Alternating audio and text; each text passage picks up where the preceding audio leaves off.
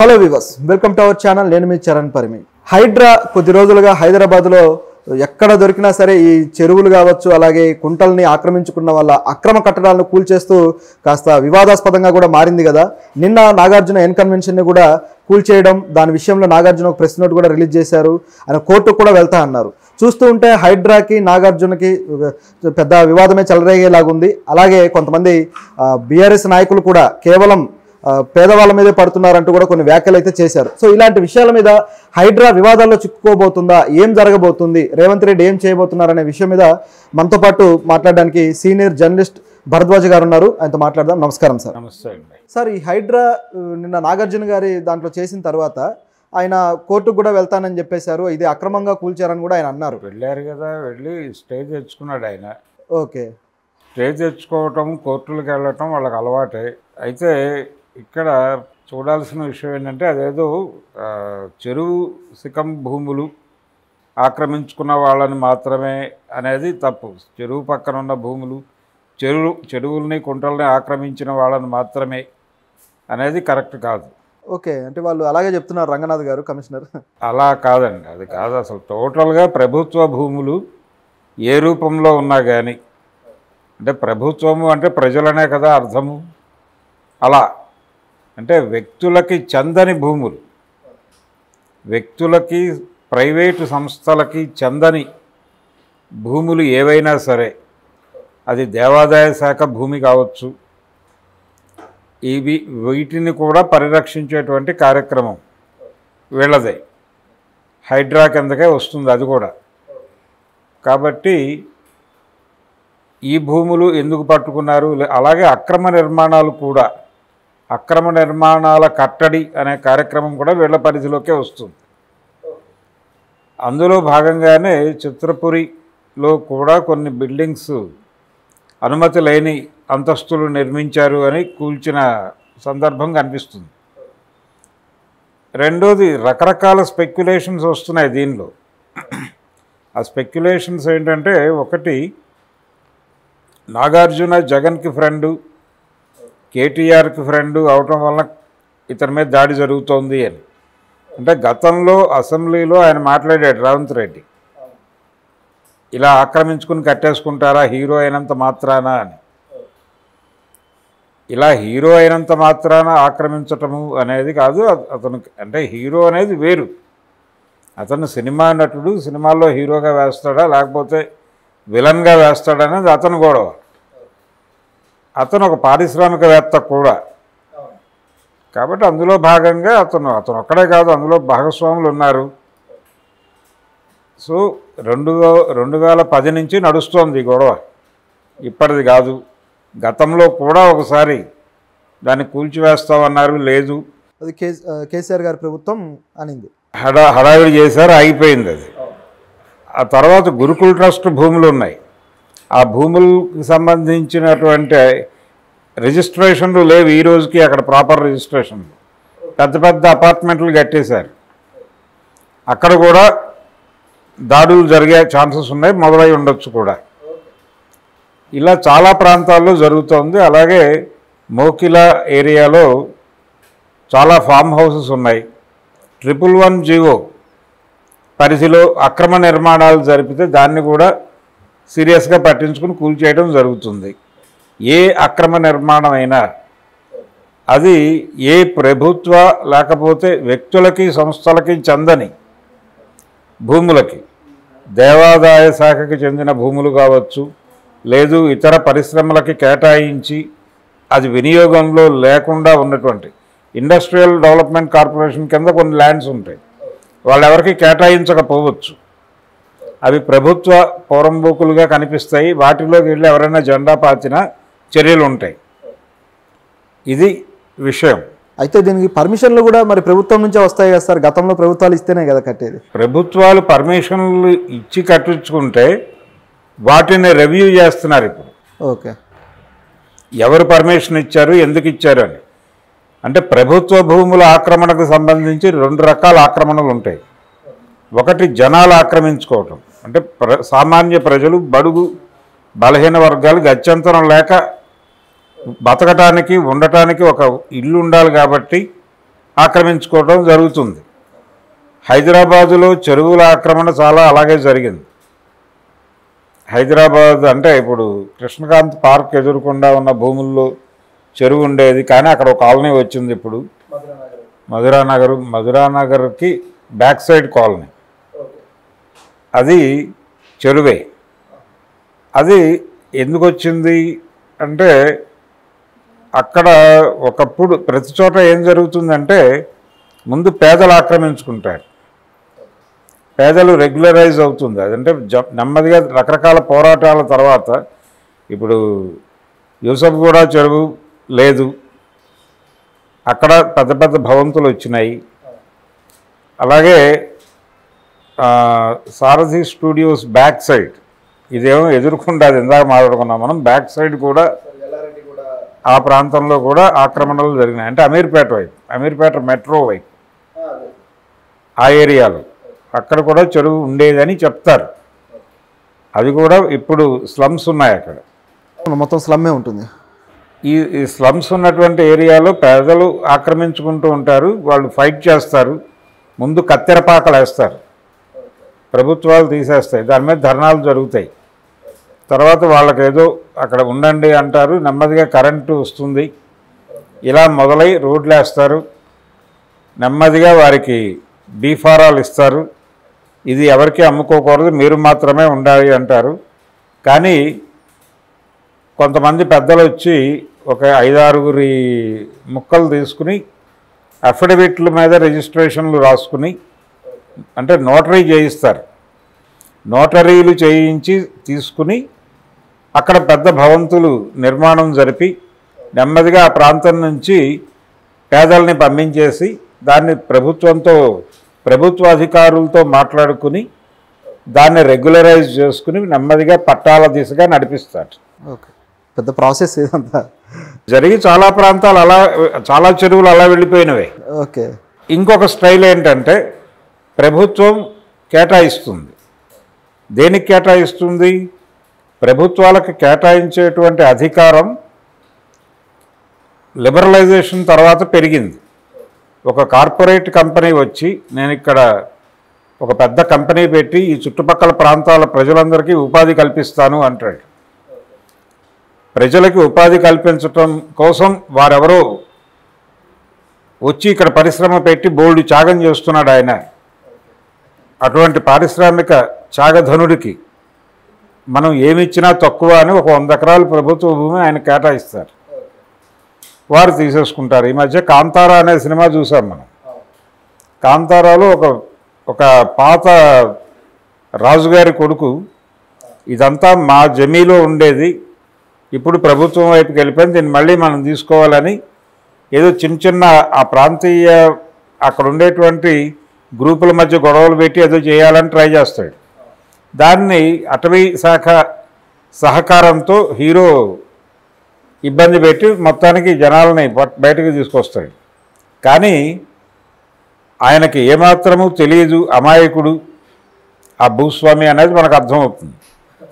ఎందుకంటే ఆయన ఆ పని కాదు చేయాల్సింది, ఆయన ఒక కార్పొరేట్ కంపెనీ పెట్టి ప్రభుత్వం దగ్గరికి వెళ్తే వాళ్ళ పాత అడవి వాళ్ళకే అప్పచెప్పేది ప్రభుత్వం, సింపుల్గా అయిపోయేది అంటారు. అంతే, అదే జరుగుతోంది ఇప్పుడు. అలాగే భూములు తీసేసుకుంటారు. ఓకే, సెజ్ల పేరుతోటి నడుస్తున్నదంతా అదే అంటారు. సెజ్ల పేరుతో జరిగేది, కానీ రకరకాలు. ఒక ఫ్యాక్టరీ పెడతామంటారు, వచ్చి తీసుకుంటారు, పత్రిక పెడతామంటారు, తీసుకుంటారు. ఇప్పుడు అక్కడ దాసనారాయణరావు గారి ఉదయం ఆఫీసు గొడవ ఒకటి నడుస్తోంది కదా. ఇలాంటివి అనేకం ఉంటాయి. ప్రభుత్వం దగ్గర ఏదో త్యాగం చేస్తున్నారు వీళ్ళు ప్రజల కోసం అని చెప్పి ఒక నోట్ పెట్టి దాని వెలుగులో వీళ్ళకి భూములు ఇస్తారు. ఆ భూముల్ని ఇతర వ్యాపారాలకు మళ్లించినప్పుడు వివాదం అవుతుంది. అన్నపూర్ణ స్టూడియోస్ టింబర్ ఎస్టేట్ పెట్టినప్పుడు వివాదం అయి కదా కోర్టులో కేసు నడిచింది. అప్పుడు కూడా స్టే తెచ్చుకున్నాడు నాగేశ్వరరావు గారు. అయితే ఆయన ఇమ్మీడియట్గా టింబర్ ఎస్టేట్ అక్కడి నుంచి తరలించేశాడు. ప్రభుత్వం రియాక్ట్ అయిన మరుక్షణం తీసేశాడు ఆయన. అయినప్పటికీ కేసు కొనసాగింది. ఇలాంటి వివాదాలు అనేకం కనిపిస్తాయి. ఇలా అంటే పేదలు ఆక్రమించి దాన్ని రెగ్యులరైజ్ చేసి దాన్ని పెద్దవాళ్ళు కొనేసుకుని ఇది ఒక ప్రాసెస్. మళ్ళీ వాళ్ళు వెళ్ళిపోయి ఇంకెక్కడో ఆక్రమించుకుంటారు. ఇలా ఈ దేశంలో దళిత కులాల మీద ఒక అపవాదు కనిపించకుండా ప్రచారంలో ఉంటుంది. వీళ్ళకి స్థలాలు ఇస్తుంది ప్రభుత్వం, వీళ్ళు ఉండరు అక్కడ, అమ్మేసుకుని మళ్ళీ ఇంకెక్కడో వీళ్ళ జీవితం అంతా ఆక్రమించుకోవటమే. అసలు ఈ దేశం నాశనం కావడానికి వీళ్ళే కారణం అని అగ్రకులాల వాళ్ళు సరదాగా కామెంట్ చేస్తారు. ఆడికి ఏదో కొంపల మీదకి వస్తుంది, ఆ టైంకి పీకల మీదకి వస్తుంది కష్టం, ఏం చేయాలో అర్థం కాదు. ఎవడు డబ్బులు ఇచ్చేవాడు ఉండడు, బ్యాంకులు వీళ్ళకి అప్పులు ఇవ్వవు, వీళ్ళకి అప్పులు ఇచ్చేవాడు ఎవరు దొరక్క ఆ భూమి ఏదో ఒక 50,000కో 60,000కో అమ్మేసుకుంటాడు. వాడు అమ్మేసుకున్న తర్వాత ఎవడో కొనుక్కుంటాడు. అలా ఒకటి కొని హోల్డ్ చేసి ఆ పక్కోడికి కూడా పొగపెట్టి నెమ్మదిగా 4-5 కొని దాన్ని ఒక ప్లాట్ చేసి నెమ్మదిగా రెగ్యులరైజ్ చేసుకుని అపార్ట్మెంట్లు వేస్తారు. ఇది ఒక పథకం ప్రకారం జరుగుతుంది. వీడు మళ్ళీ బతకడానికి ఉండదు, మళ్ళీ ఉండటానికి ఇంకెక్కడో ఆక్రమించుకుంటాడు. అక్కడికి కూడా వీళ్ళు చేరుతారు. చీమలు పెట్టిన పుట్టలు అనే మనకు చిన్నప్పుడు కథలు ఉండే పద్యం ఉండేది, అదే జరుగుతుంది. కాబట్టి ఈ పెద్దోళ్ళ ఆక్రమణలు ఇప్పుడు ఒక మాట ప్రచారం చేస్తున్నారు, మీరు ఇలా అక్రమ కట్టడాల పేరుతో కూల్చేస్తే భవిష్యత్తులో మీకు ఓట్లు పడవు జాగ్రత్త అని. ఓట్లు పడే ఏరియాల్లోకి వీళ్ళు వెళ్ళరు. ఇప్పుడు యూసఫ్ కూడా బస్తీలో వెళ్ళిపోయి మీరందరూ ఆక్రమించారు ఖాళీ చేయండి అని అనరు, అది నడుస్తుంది. అక్కడ నెమ్మదిగా ఇప్పుడు అక్కడ ఎవరూ లేరు, పేదలు ఎవరు లేరు, నెమ్మదిగా అవన్నీ పెద్ద కాలనీస్గా మారిపోతాయి. అసలు బంజారా హిల్సే అలా ఏర్పడింది. కాబట్టి కొన్ని ఏరియాల్లో పెద్దవాళ్ళు ఆక్రమించుకున్నవి రెగ్యులరైజేషన్ పేరుతో తన ముద్ర వేయటం కోసం రేవంత్ రెడ్డి గారు ప్రయత్నం చేస్తున్నారు. దీని నుంచి ఆయన కొంతమంది కాంగ్రెస్ వారి సొంత పార్టీకి చెందిన వారి భూముల్లో కూడా దాడులు జరుగుతున్నాయి. అంటే తన పర అనేటువంటిది లేదు ఆయనకి. అక్రమం చేసిన వారిని ఎవరినైనా సరే ఆయన తన అజమాయిషీలోకి తెచ్చుకుంటాడు అనేటువంటి ఒక ఇంప్రెషన్, ఒక నేరేటివ్ని బిల్డ్ చేయడం కోసం వాళ్ళతో లోపాయికారి ఒప్పందాలు చేసుకుని, బాబు ఇది పగలగొట్టేస్తాం, మీకు వేరే చోట ఏదో వేరే పద్ధతిలో ఆర్గనైజ్ చేస్తామని చెప్పచ్చు. గొడవ చేయకండి, మీరు కూడా జై కొట్టండి, మీ ఇల్లు పడగొట్టుకుని మీరే జై కొట్టండి అని కూడా చెప్పి దాడులు జరగచ్చు. కాంగ్రెస్ నాయకులు ఒకరైతే గొడవ అయితే చేశారు సార్, దానం నాగేంద్ర వీళ్ళు కొంత గొడవ చేశారు. మరి వాళ్ళకి కూడా యాక్షన్ తీసుకోవాల్సిందేనా? తీసుకుంటారుగా. కొట్టడమే అంటే ఈ హైడ్రా అనేది పెట్టడం ద్వారా కొంత రియల్ ఎస్టేటు అలాగే ఇతర వ్యాపారాలు నగరం చుట్టుపక్కల జరిగే అనేక వ్యవహారాలు తన కంట్రోల్లోకి తీసుకునే ప్రయత్నం చేస్తున్నాడు ఆయన రేవంత్ రెడ్డి గారు. లక్ష్యం అది. ఓకే, వెనకాల పెద్ద స్కెచ్ ఉందంటారు అయితే? లక్ష్యం ఉంది. ఓకే. ఇప్పుడు చాలా ప్రాంతాల్లో ప్రాపర్ రిజిస్ట్రేషన్ లేని భవంతులు అనేక ఉన్నాయి, అపార్ట్మెంట్లు ఉన్నాయి. మీరు గురుకుల ట్రస్ట్ భూముల్లో కట్టినటువంటి 100 ఫీట్ రోడ్డు ఉంది. ఆ 100 ఫీట్ రోడ్లో ఎక్కడికైనా ఏ అపార్ట్మెంట్కైనా వెళ్ళండి, రిజిస్ట్రేషన్ ఉండదు. దానికి డబ్బులు తీసుకుని ఏదో అఫిడవిట్ లాంటిది ఇస్తారు, నోటరీ. చాలా వాటికి రిజిస్ట్రేషన్లు ఉండవు, అక్కడ అపార్ట్మెంట్లే. అది హై ప్రొఫైల్ ఏరియా సార్, మరి అక్కడ హై ప్రొఫైల్ ఏరియానే. ఛాన్స్ ఉందా మరి? అప్పుడప్పుడు బుల్డోజర్లు వెళ్ళి హడావిడి చేస్తాయి. అక్కడ కొన్ని సంఘాలు ఉన్నాయి, ల్యాండ్ ఓనర్స్ సంఘాలు, వాళ్ళు రోడ్డు మీదకి వచ్చి ఊరేగింపు చేస్తారు, మళ్ళీ అదేదో కొంత అమౌంట్ పే చేస్తారు, అది ఆగిపోతూ ఉంటుంది. ఇలా జరుగుతుంది తప్ప అక్కడ ఏమీ పర్మనెంట్ సొల్యూషన్ లేదు ఇప్పటిదాకా. కిరణ్ కుమార్ రెడ్డి గారి రోజులు ఏ ముఖ్యమంత్రి వచ్చినా అక్కడ హడావిడి జరుగుతుంది.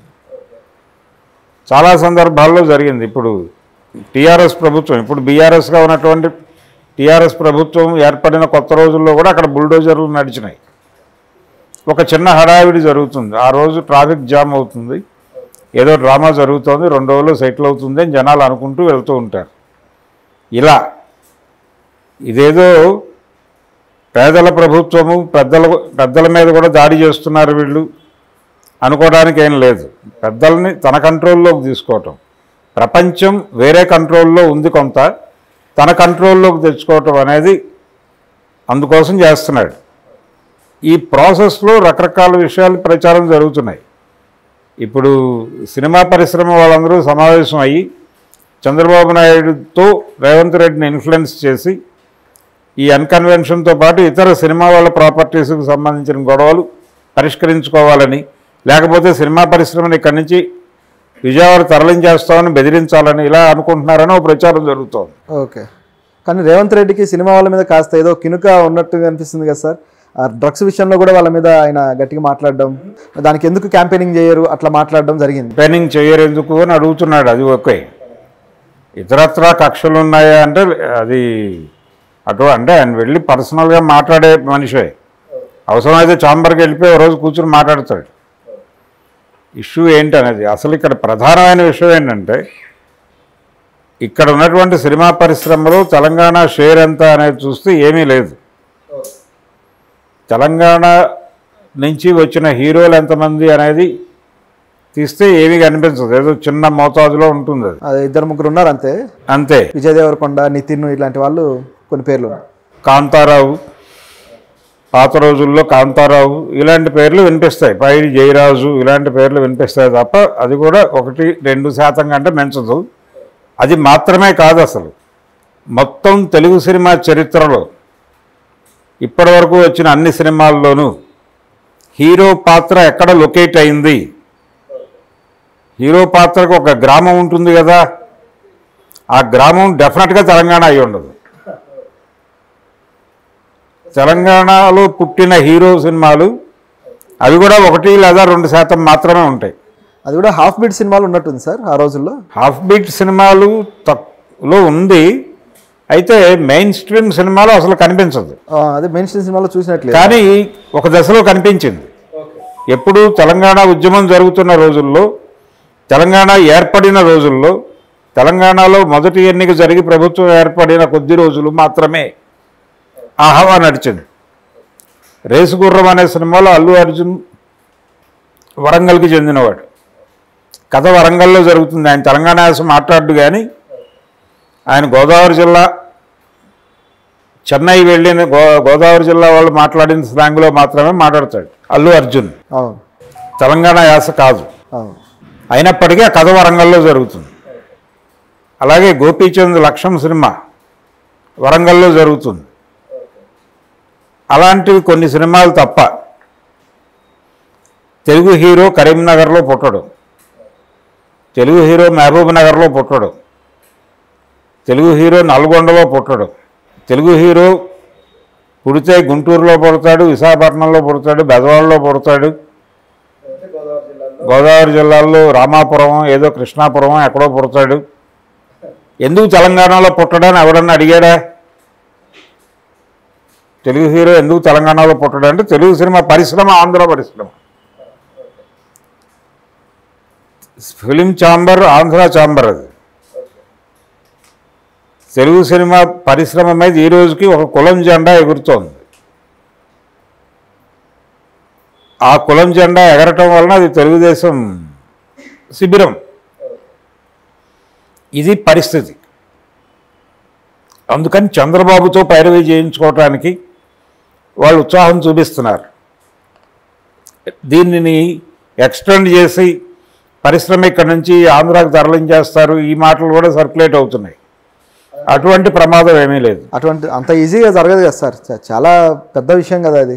దాదాపు 25 ఏళ్ళు పట్టింది ఇక్కడ కూడా ఏర్పాటు అవడానికి. 25 ఏళ్ళు కాదు, ఇంకా ఎక్కువే పట్టింది. ఓకే, 53 కదా అక్కడ రాష్ట్రం ఏర్పడింది. ఓకే, 56 కదా కలిసింది. అవును. అక్కడి నుంచి చూస్తే 90లో జరిగింది సీరియస్ మూమెంట్. అంటే దాదాపు 40 ఏళ్ళు పట్టింది. అలా 40 ఏళ్ళు పడుతుంది అనేది తప్పు. ఇక్కడి నుంచి ఏం వెళ్ళదు. ఎందుకంటే ఇక్కడ వీళ్ళందరికీ స్టూడియోలు ఉన్నాయి, వీళ్ళందరికీ ఇళ్ళు ఇచ్చారు, సొంత స్థలాలు ఉన్నాయి. పైగా వీళ్ళు ఎంత వ్యాపారం చేసి 100 కోట్లు 1000 కోట్లు సినిమాలు చేసే వాళ్ళకు కూడా భూములు కేటాయించి సబ్సిడీ ధరల మీద రిజిస్ట్రేషన్లు చేయించి బంగారపు పళ్ళెంలో ఇచ్చినటువంటి పరిస్థితి. కళాకారులు, పేద కళాకారులకు ఇవ్వరు. జమున గారు ఉద్యమం చేసి ఒక దశలో పేద కళాకారులకి స్థలాలు ఇప్పించింది ఆవిడ. అలాగే ఈ బుర్రకథలు యక్షగానాలు చెప్పుకునే వాళ్ళకి, ఈ వీధి భాగవతులకి ఇలాంటి వాళ్ళకు కూడా స్థలాలు ఇప్పించింది ఆవిడ. Great sir. ఇంకా ఏ ఆర్టిస్ట్ కూడా ప్రపంచంలో అటువైపు దృష్టి పెట్టాల, వీళ్ళు పనిచేసుకోవటమే. కాబట్టి సినిమా పరిశ్రమ మీద చాలా డిస్కషన్ జరగవలసిన అవసరం ఉంది, సీరియస్గా పట్టించుకోవాల్సిన అంశం ఉంది. కేవలం నాగార్జున అని కాదు. ఇప్పుడు బాబు గోగినేనో ఒక మాట అన్నాడు, నాగార్జునని బిగ్ బాస్ నుంచి బహిష్కరించాలి బికాజ్ ఎన్కన్వెన్షన్ అని. ఓకే, అంటే దానికి ఏం సంబంధం సార్? ఎన్కన్వెన్షన్ లాంటి అంటే చెరువులు ఆక్రమించుకున్న నటుడిని బిగ్ బాస్లో ఎలా పెడతారు అని ఆయన ఒక నైతిక కోణం వెతికాడు దీనిలో. అసలు బిగ్ బాస్ అనేది అదేమైనా సామాజిక కార్యక్రమం కాదు కదా సార్? అదేమి సామాజిక కార్యక్రమం కాదు, ఒక వ్యాపారం. అదే ఆ వ్యాపారస్తుడు చేసుకోక ఎవరు చేస్తారు? అదే కదా, ఒక వ్యాపార నటుడు, ఆయన వ్యాపారి, ఆయన పారిశ్రామికవేత్త. అవును. ఆయన ఫ్రెండ్స్ ఎవరు? ఫార్మాస్యూటికల్ బిజినెస్లో ఉన్న, లేకపోతే మ్యాట్రిక్స్ ప్రసాద్ గారు వీళ్ళే కదా, కోనేరు రాజేంద్ర ప్రసాద్ వీళ్ళే కదా ఆయన స్నేహితులు. వీళ్ళందరూ కలిసి కదా జగన్మోహన్ రెడ్డి గారు వెనకాల నిలబడి ఆ రోజున వారు జరిపినటువంటి రకరకాల స్కాముల్లో వీళ్ళకి పాత్ర ఉందని కదా జైలుకి వెళ్ళారు.